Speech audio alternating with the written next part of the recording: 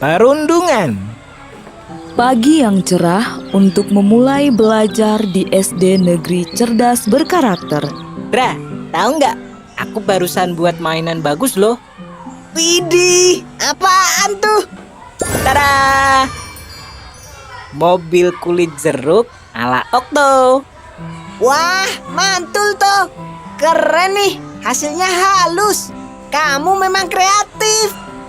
Hihihi, aku buat sendiri loh. Indra, Okto, sedang ngapain kalian? Kelihatannya seru sekali. Jono, lihat nih hasil karya Okto. Keren kan? Dia bikin sendiri loh. Ah, gini doang. Aku juga bisa bikin. Mainan murahan kayak gini emang cocok buat kamu, Kribo. Ais, dasar si Jono. Orang yang tidak paham seni. Udah gitu suka ngatain orang seenaknya lagi. Udah biarin aja orang kayak gitu. Waktu terus berlalu hingga tiba waktunya istirahat. Okto memanfaatkan jam istirahat dengan membaca buku misteri kesukaannya. Di saat sedang membaca, tiba-tiba... Kribo, sedang baca apa kau? Nampaknya seru sekali bukumu itu. Memangnya buku apa yang kau baca? Ini buku misteri, petualangan detektif. Buku apaan sih? Sok banget baca-baca buku. Emangnya kamu ngerti isinya apaan? Sungguh cocok sama orangnya. Misterius, aneh pula. Dasar krimis, Kribo misterius. Julukan yang pas sekali untuk orang aneh sepertimu. Mendengar itu, Okto jadi malu karena banyak yang melihatnya dan menertawakannya. Si Jono tukang onar. Okto, kamu harusnya melawan ketika dia menjahili dan mengejekmu. Aku takut, Dra. Badan dia kan besar. Aku takut dia apa-apain. Lagian, paling dia cuma bercanda. Teman-teman Okto tetap menasihati Okto untuk lebih tegas lagi jika ia kembali dijahili. Hari demi hari, ternyata Jono tidak berhenti untuk menjahili Okto. Bahkan malah semakin parah karena Okto diam saja dan membiarkannya. Kribo, ini bangkuku. Ngapain kamu duduk di sini? Kalau mau duduk, kamu harus bayar. Sini bayar 10.000. Kejadian ini terus berlangsung di sekolah hingga suatu hari Okto tidak berangkat ke sekolah. Sepulang sekolah, Indra, Nadia, dan Donita pun berencana untuk menjenguk Okto. Mereka berpikir Okto tidak berangkat karena sakit. Sesampainya di rumah Okto, Terima kasih teman-teman. Kalian sampai repot-repot datang ke rumahku. Okto, ternyata kamu tidak sakit ya? Mengapa tidak masuk sekolah hari ini? Ceritakanlah yang sebenarnya pada kami. Kami akan coba membantumu. Sebenarnya aku takut untuk berangkat sekolah karena Jono. Ia tidak berhenti untuk terus menjahiliku. Kalau kamu takut, laporkan saja kepada ibu guru, Okto. Kami akan menemanimu. Jangan takut, kamu nggak sendirian kok. Ada kami yang siap membantumu. Sebagai bukti, sebenarnya aku sempat merekam ketika terakhir kali Jono menjahilimu. Aku mau mengajakmu untuk melapor bersama ke Bu Guru. Tapi ternyata kamu malah tidak berangkat hari ini. Tapi nanti kalau aku lapor Bu Guru, aku akan dicap sebagai pengadu. Tidak akan. Ada kami yang akan membelamu. Nanti kalau Bu Guru marah ke Jono dan Jono jadi balas dendam padaku gimana? Kami akan selalu membantumu, Okto. Perundungan seperti ini tidak boleh didiamkan saja. Kalian sungguh baik dan perhatian. Aku merasa beruntung mempunyai teman seperti kalian. Grup Indo gitu. Indra, Nadia, Donita, dan Okto. Hei si Indra, jangan keras-keras. Nanti dikiranya kita bikin geng. Keesokan harinya, Okto berani untuk berangkat ke sekolah dan melapor ke Bu Guru dengan membawa barang bukti berupa rekaman video ketika Jono menjahilinya. Sudah berapa lama ini terjadi, Okto? Sejak kami kelas 1, Bu. Bu Guru pun segera memanggil Jono dan Prengki. Jono, Prengki, ke ruang Ibu Guru sebentar ya. Waduh, kenapa ini? Aku jadi takut kalau dipanggil ke ruang guru. Aku juga. Terakhir kali gara-gara kita usil sama anak kelas 1 itu. Iya ya, kira-kira kenapa ya? Apa kalian tahu, akhir-akhir ini Okto sering tidak masuk sekolah. Ah, sepertinya iya Bu Guru. Setelah Ibu selidiki, ternyata kalian sering berbuat jahil padanya ya. Kalau kalian tidak berhenti, itu hanya akan merugikan kalian. Coba bayangkan kalau Okto sampai berhenti sekolah. Kemudian semua orang tahu bahwa kalianlah penyebabnya. Maka kalian akan dicap sebagai anak nakal selamanya. Apa kalian mau seperti itu? Ah, jangan Bu Guru. Perundungan itu adalah tindakan agresif yang dilakukan untuk merendahkan seseorang dan berdampak negatif. Hal yang kalian lakukan selama ini ke Okto juga termasuk perundungan. Kalian tahu mengapa? Tidak Bu Guru. Karena kalian melakukan hal buruk kepada Okto dengan tujuan menghina, hingga akhirnya Okto takut untuk pergi ke sekolah. Ingat, hal yang kalian anggap lucu atau bercanda bisa jadi merupakan hal yang menyakitkan dan memalukan bagi orang lain. Jangan sampai kalian dikenal sebagai anak jahat nantinya. Nah, sekarang Jono dan Prengki, kalian tahu apa yang harus kalian lakukan kepada Okto. Jika kalian tidak bisa berubah, Ibu terpaksa memanggil orang tua kalian loh. Karena perundungan adalah hal yang serius dan sama sekali tidak boleh terjadi, apalagi di sekolah. Jono dan Prengki mengerti kesalahan mereka. Dan mereka pun menjabat erat tangan Okto sambil meminta maaf. Maafkan aku ya Okto. Aku sebenarnya tidak bermaksud menjahili dan mengejekmu. Aku hanya iri. Kamu itu pintar dan kreatif. Iya, sudah aku maafkan kok Jono, Prengki. Kalau nanti memang mau belajar bersama, aku tidak keberatan kok. Sejak saat itu, Jono tidak pernah lagi menjahili Okto. Diam-diam, Bu Guru telah menghubungi orang tua Okto untuk meminta mereka mengawasi perubahan perilaku Okto, berjaga-jaga seandainya Jono kembali berulah. Namun kekhawatiran itu tidak terjadi. Semua anak bisa berteman dengan baik.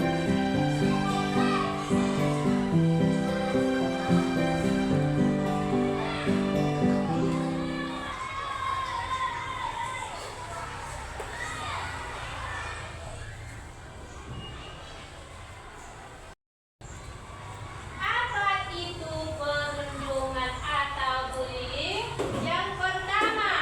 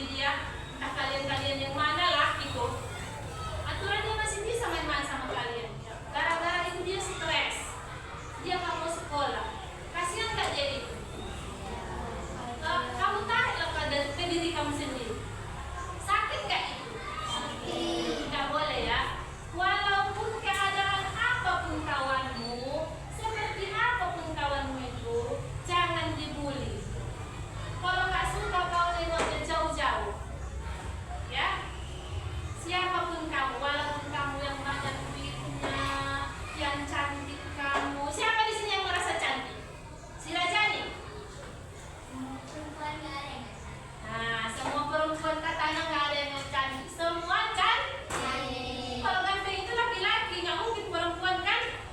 Kalau kata orang-orang abang-abang itu, orang-orang dewasa itu relatif, ya. Kalau cantik itu relatif, semua itu cantik. Cantik itu dari hatinya, dari cara bicaranya, sopan santunnya, itu cantik loh sifatnya, cantik loh cara